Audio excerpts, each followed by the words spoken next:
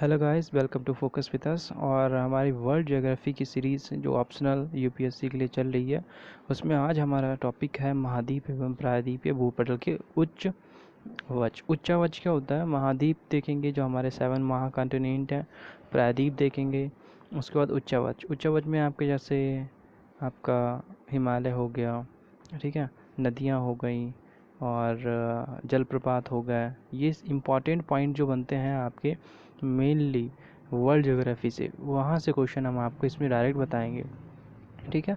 तो ऐसे ही हमारी पूरी सीरीज़ है करंट अफेयर के लिए भी, तो डेली करंट अफेयर उसमें डाले जाते हैं। आप अभी हमारे चैनल को सब्सक्राइब करके जुड़ जाइए ताकि कोई भी वीडियो आपसे मिस ना हो पाए, ठीक है। तो शुरू करते हैं अपनी वीडियो।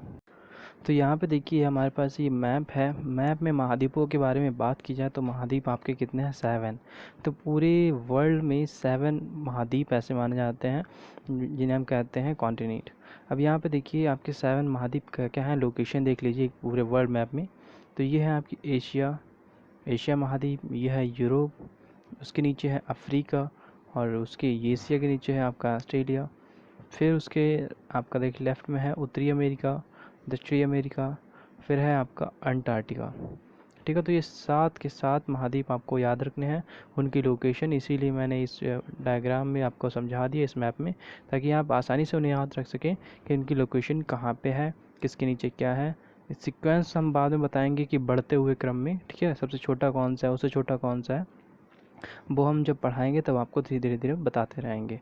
अब इसके अंदर जैसे ही हमने पहले महाद्वीप देख लिए, फिर प्रायद्वीप देखेंगे, फिर पठार हो गए, पर्वत हो गए, जल संधियाँ हो गई, हिमप्रपात हो गए। तो ये सारे के सारे टॉपिक्स आएंगे, ठीक है। ये एक ही चैप्टर के अंदर आपको डिस्कस किए जाएंगे। तो ये अगर ज़्यादा लॉन्ग ये वीडियो हो जाएगा तो इसको शॉर्ट करने के लिए हम दूसरा वीडियो भी आपको लिए बना देंगे, ठीक है।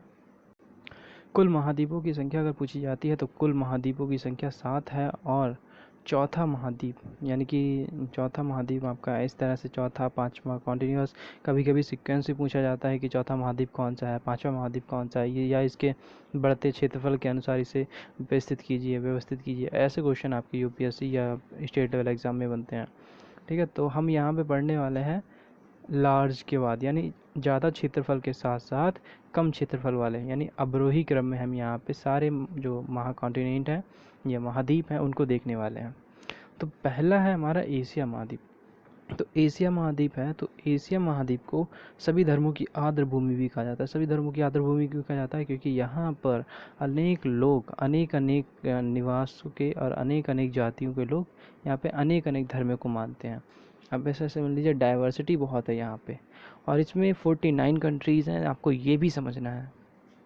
तो मेन पॉइंट क्या क्या है आपके एशिया महाद्वीप में? कितनी कंट्रीज़ हैं? 49 कंट्रीज़ हैं, अबाउट में मानी जाती हैं 49 कंट्रीज़। और एरिया कितना है इसका? 44 मिलियन मान सकते हैं आप, ठीक है। 44.5 मिलियन मान सकते हैं, या अगर पूरा पूरा कवर करेंगे तो ये हो जाएगा आपका 4,45,79,000, ठीक है। 4,45,79,000 आपका ये स्क्वायर किलोमीटर में आपका एरिया हो जाएगा।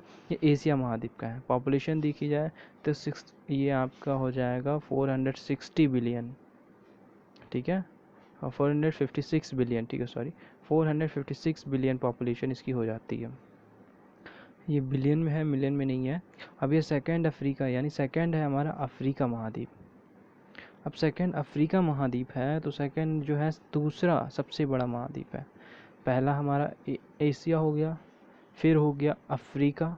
तो अफ्रीका महाद्वीप हमारा दूसरा सबसे बड़ा महाद्वीप है। और ये एक ऐसा महाद्वीप है जिससे विषुवत व्रत एवं कर्क व्रत और मकर व्रत तीनों ही, यानी विषुवत रेखा, कर्क रेखा और मकर रेखा तीनों ही जाती हैं। तो ये क्वेश्चन आपका बनता है एग्जाम में कि ऐसा कौन सा महाद्वीप है जहाँ से तीनों ही रेखाएं आपकी गुजरती हैं, विषुवत रेखा, कर्क रेखा और मकर रेखा, ठीक है। तो तीनों कहाँ से गुजरती हैं? आपकी अफ्रीका महाद्वीप है।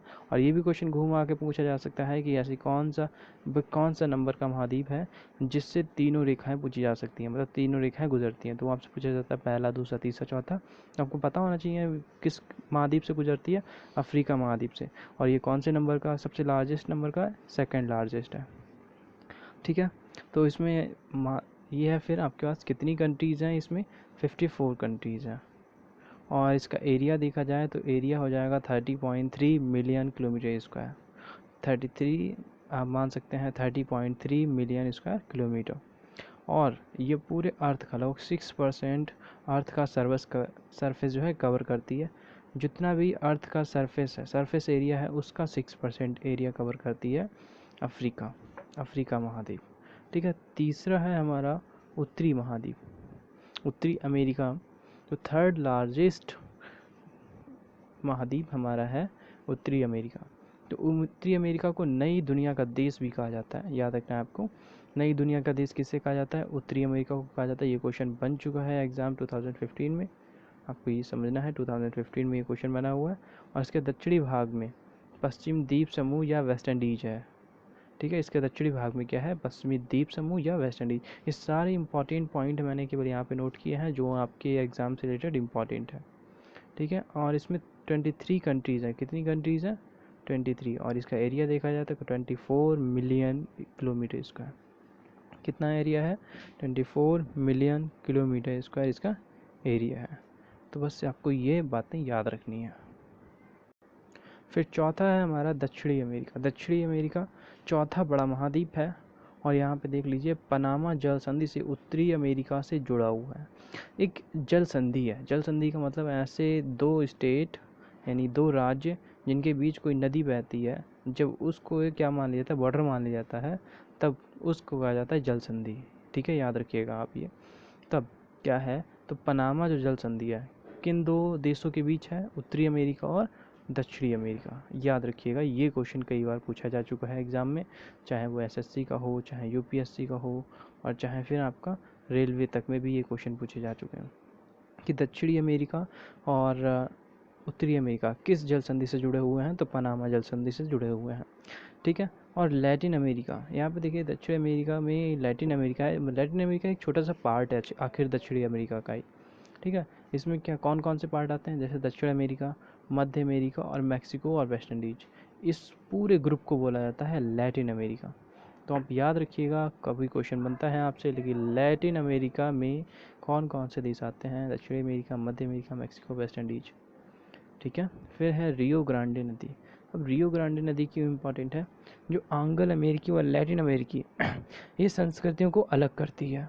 तो यहाँ पे कहने का मतलब है जो रियो ग्रांडे नदी है ये इम्पॉर्टेंट बन जाती है क्योंकि यहाँ पे जो एंग्लो अमेरिकी लोग हैं और लैटिन अमेरिकी लोग, इनकी संस्कृति को अलग करने वाली नदी है रियो ग्रांडे नदी, इसलिए सबसे इम्पॉर्टेंट आपके लिए यही है। अब अगर इसका एरिया पूछा जाए दक्षिणी अमेरिका का एरिया कितना है, तो 17 मिलियन किलोमीटर इसका।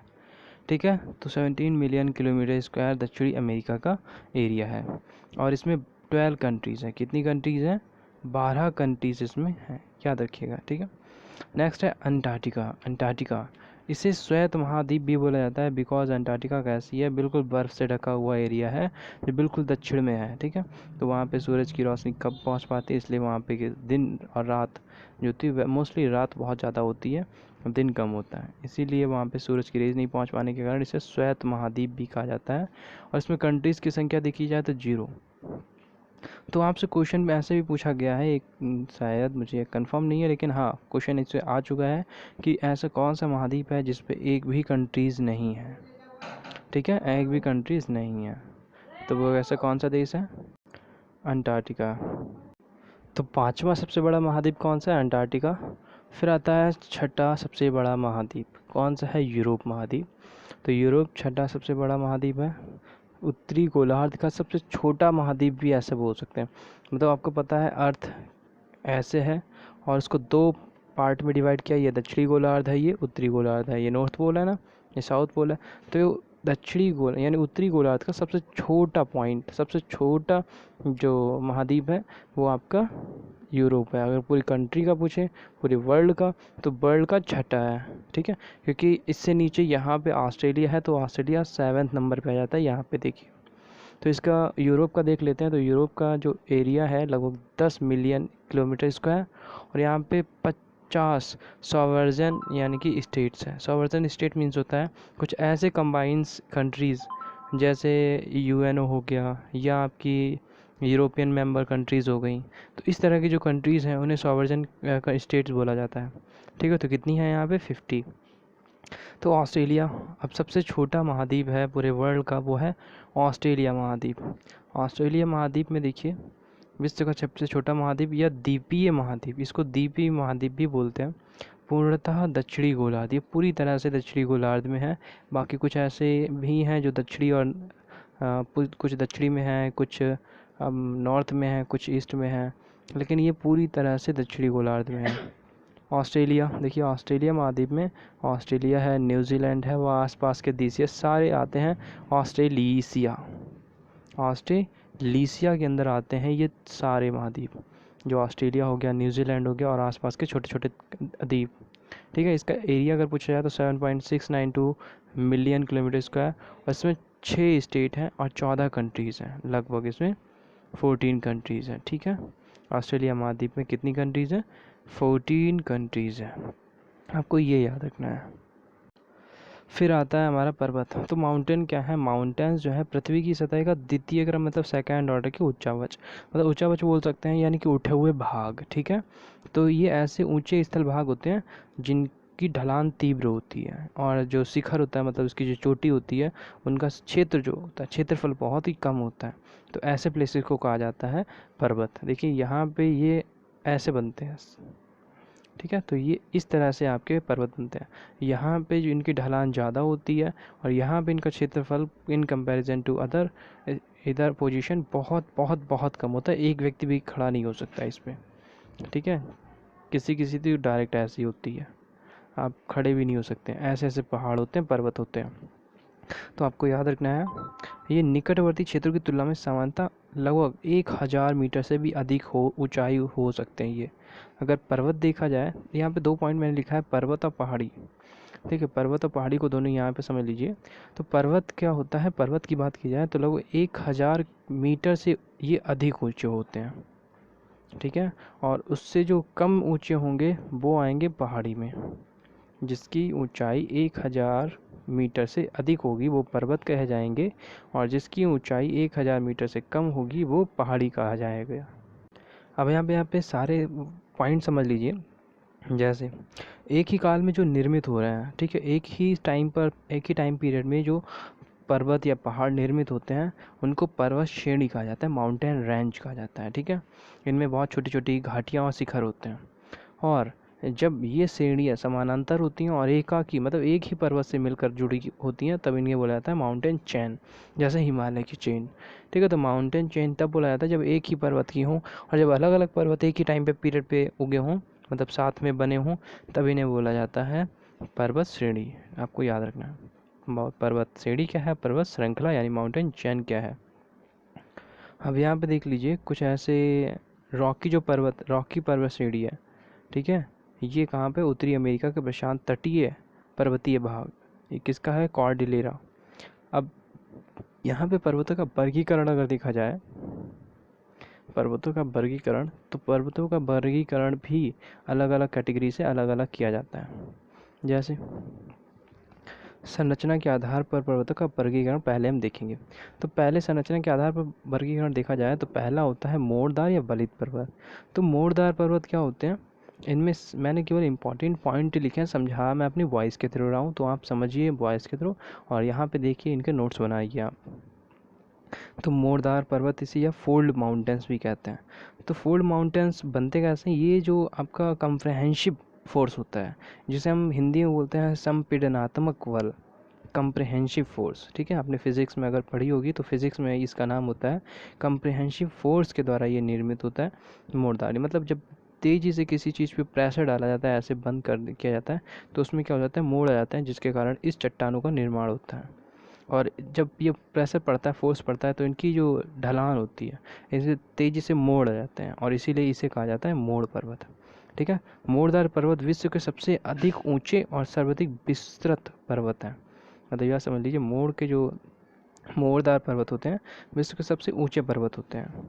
जो आपके मोड़दार पर्वत हिमालय रेंज की श्रेणी में भी आते हैं। इसका एग्जांपल देखें, जो हिमालय हो गया, आल्प्स हो गया, यूराल हो गया, रॉकी हो गया, एंडीज हो गया, ये सारे मैंने यहाँ पे लिख रखे हैं। तो याद रखना, सबसे ऊंचे पर्वत होते हैं लहरदार कौन से होते हैं? मोड़दार या बलित पर्वत होते हैं। और इसके example Himalaya, Alps, Ural, Rocky, Andes, Atlas. ठीक है, फिर नेक्स्ट है हमारा, यहाँ पे देखिए हम देखने वाले हैं अवरोधी या ब्लॉक पर्वत। तो अवरोधी या ब्लॉक पर्वत, इनका जो निर्माण होता है तनाव या खींच के कारण होता है, मतलब टेंशन या प्रेशर के कारण होता है। तो इससे टेंशन के कारण में क्या होती है, ये पर्वत अगर इस तरह है तो बीच में फट जाते हैं, फटने के कारण यहाँ पे ये पर्वत बन जाते हैं इस तरह से, समझे। जैसे कोई ये था, अब इसमें दरार पड़ गई तो ये बन गया पर्वत। अब आप देख रहे हो इस तरह से पर्वत बनने शुरू होगा। तो इस तरह से जो पर्वत बनते हैं उन्हें बोला जाता है अवरोधी या ब्लॉक पर्वत।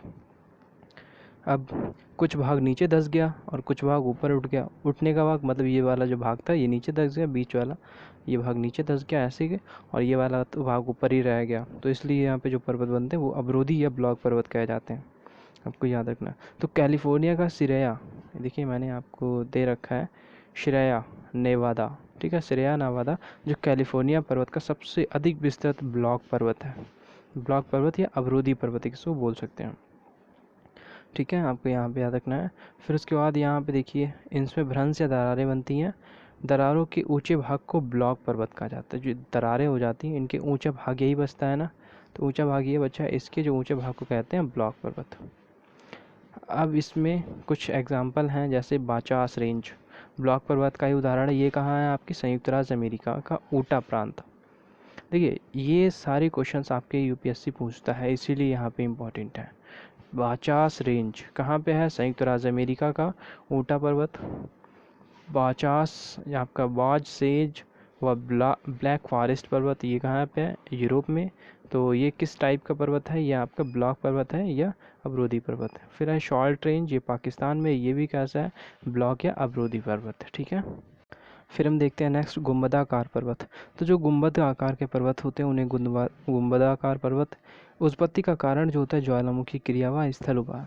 तो यहाँ पे मेन पॉइंट आपकी यही समझने के लिए है, उत्पत्ति की क्रिया देख लीजिए। उत्पत्ति कैसे होती है इनकी, जब ज्वालामुखी फटते हैं जिनके कारण ये पर्वत बनते हैं तो इन्हें कहा जाता है गुंबदाकार पर्वत।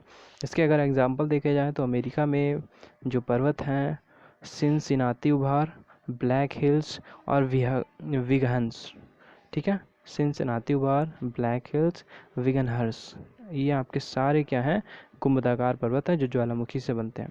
तो आपसे क्वेश्चन पूछा जा सकता है ज्वालामुखी के स्थल उभार से निर्मित पर्वत क्या कहलाते हैं, गुंबदाकार पर्वत। दूसरा है आपका संग्रहित या ज्वालामुखी पर्वत।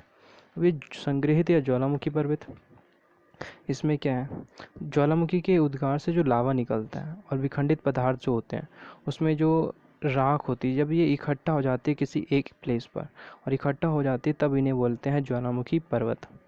इसमें ज्वालामुखी पर्वत में ये जो ज्वालामुखी लावा होता है और बाकी मटेरियल्स होते हैं जब एक ही प्लेस पे इकट्ठा हो जाते हैं तब इनको बोला जाता है ज्वालामुखी पर्वत, ठीक है। इसके एग्जांपल जापान का फ्यूजियामा पर्वत, इक्वाडोर का कोटोपैक्सी, ठीक है। और ये जो ज्वालामुखी पर्वत है ये कोटोपैक्सी मैंने पिछले ज्वालामुखी लेक्चर में बताया, ये कैसा है, एक्टिव वोल्केनो है, याद रखिएगा इसको। तो जापान का फ्यूजियामा पर्वत और इक्वाडोर का कोटोपैक्सी पर्वत ये ज्वालामुखी के नेम है और ये कैसे हैं, एक्टिव वोल्केनोज की श्रेणी में आते हैं, ठीक है। तो ये आपको इम्पॉर्टेंट रहेंगे।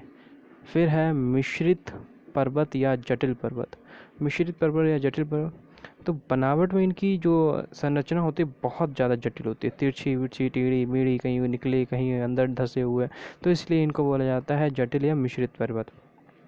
अगर इसके एग्जाम्पल की बात की जाए तो इसके एग्जाम्पल में यूएसए का सिएरा नेवादा और नाकोंडा सेडी, ठीक है। यूएसए का सिएरा नेवादा और नाकोंडा सेडी मिश्रित पर्वत के एग्जाम्पल है। तो ये नाम आपको याद रखने हैं। जैसे मैं पूछ लूँ इक्वाडोर का कोटोपैक्सी कैसा है, ये संग्रहित पर्वत की श्रेणी में आता है, आपको बताना है, ठीक है। यूएसए में कौन सा है, सिएरा नेवादा और नाकांडो पर्वत श्रेणी, ये ठीक है आपको पता हो गया। फिर लास्ट हमारा इसी में है अवशिष्ट पर्वत। क्या है, अवशिष्ट पर्वत। अब अवशिष्ट पर्वत क्या होते हैं, ये मौलिक पर्वत नहीं होते हैं, ठीक है। ये मौलिक पर्वत नहीं, क्योंकि ये अपरदन शक्तियों द्वारा जब प्रारंभिक पर्वत घट जाते हैं, बहुत जैसे पर्वत था धीरे धीरे घर्षित हो गया, घट गया, तो जो घर्षित या बचे हुए जो पर्वत होते हैं उन्हें ही बोला जाता है अवशिष्ट पर्वत। पहले बहुत बड़ा पर्वत था, वहाँ से टूट फूट हुई या अवरोधक हुआ, मिट्टी उड़ा के ले गई कुछ पहाड़ों को, कुछ किसी तरह टूट गए, तो जो छोटे मोटे पर्वत बचे उन्हें कहा जाता है अवशिष्ट पर्वत। ठीक है। इनके एग्जाम्पल जैसे देखें तो एग्जाम्पल याद रखना भारत में कौन कौन से हैं, जैसे विंध्याचल, अरावली, सतपुड़ा, महादेव, पश्चिमी घाट, पूर्वी घाट, पारसनाथ। तो ये सारे इंपॉर्टेंट पॉइंट्स हैं, समझिए। विंध्याचली, अरावली, सतपुड़ा, महादेव, पश्चिमी घाट, पूर्वी घाट और पारसनाथ, ये सारे इंपॉर्टेंट पॉइंट्स हैं। अब देखिए यहाँ पे मैंने आपको विश्व की प्रमुख सीढ़ियाँ, पर्वत सीढ़ियाँ जो हैं वो यहाँ पे आपको दे रखी हैं, क्योंकि ये एग्ज़ाम में आपकी पूछी जाती हैं कि कौन से पर्वत श्रेणी कहाँ पे है और इसका सबसे ऊंचा पॉइंट कौन सा है, शिखर बिंदु कौन सा है। तो आप याद रखिए, पहला है Cordillera de Los Angeles Andes, कहाँ पे है, पश्चिम दक्षिण अमेरिका। कहाँ पे है, पश्चिम दक्षिण अमेरिका, एकांकुआ इसका सबसे ऊंचा शिखर बिंदु है। रॉकी पर्वत श्रेणी पश्चिम उत्तर अमेरिका, पश्चिम उत्तरी अमेरिका में है। माउंट एल्बर्ट इसकी सबसे ऊंची सीढ़ी है। ठीक है, रॉकी पर्वत श्रेणी की सबसे ऊंची सीढ़ी कौन सी, Mount Elbert. Cordillera de los Andes की सबसे ऊंची चोटी कौन सी है, एकांकागुआ। कहाँ पे है, पश्चिम दक्षिण अमेरिका और पश्चिम उत्तरी अमेरिका में। हिमालय काराकोरम, ठीक है, हिमालय काराकोरम हिंदुकुश, ये कहाँ पे है, दक्षिण मध्य एशिया में। माउंट एवरेस्ट दुनिया की सबसे ऊंची पर्वत श्रेणी में से है, पर्वत श्रेणी की सबसे ऊंची चोटी है। ग्रेट डिवाइडिंग रेंज पूर्वी ऑस्ट्रेलिया में है, क्यूस्को इसका सबसे ऊंची, ये क्या है, कॉस्क्यूस्को। फिर ट्रांस अंटार्कटिका कहाँ पे है, अंटार्कटिका में है, इसकी सबसे ऊंची चोटी कौन सी है, माउंट विंसन मैसिफ। तिएन शान सबसे कहाँ पे है, दक्षिणी मध्य एशिया, इसकी सबसे ऊंची चोटी कौन सी है, पीके पोवेडो। फिर है आपका अल्टाई माउंटेन्स कहाँ पे है, मध्य एशिया में है, गोरा बेलुखा इसका सबसे ऊंची चोटी है।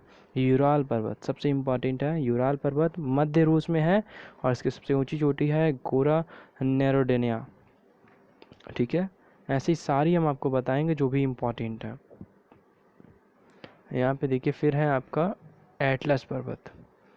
एटलस पर्वत उत्तर पश्चिमी अफ्रीका, जेवेल टाउस्काल।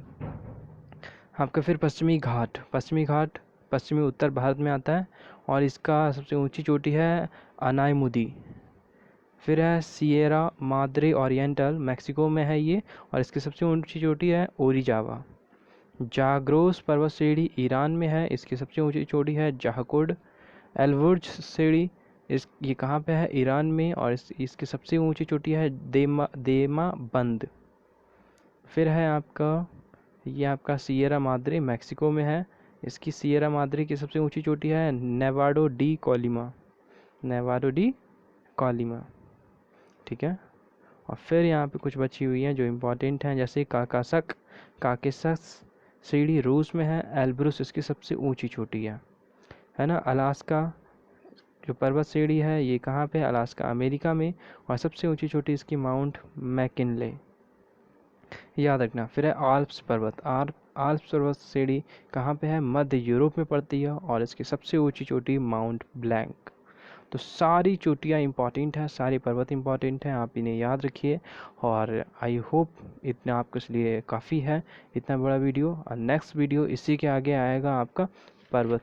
देखिए यहाँ पे अब आने वाला है पठार, और पठार के बारे में हम इम्पोर्टेंट पॉइंट्स पढ़ेंगे, क्योंकि ये वर्ल्ड ज्योग्राफी में सबसे इम्पोर्टेंट पॉइंट्स अभी चल रहे हैं। अगर ये अभी आपने नहीं पढ़े तो हो सकता है आपसे कुछ मिस हो जाए। मिलते हैं नेक्स्ट वीडियो में, तब तक के लिए आप अब भी हमारे चैनल को सब्सक्राइब कर लीजिए। Thank you guys.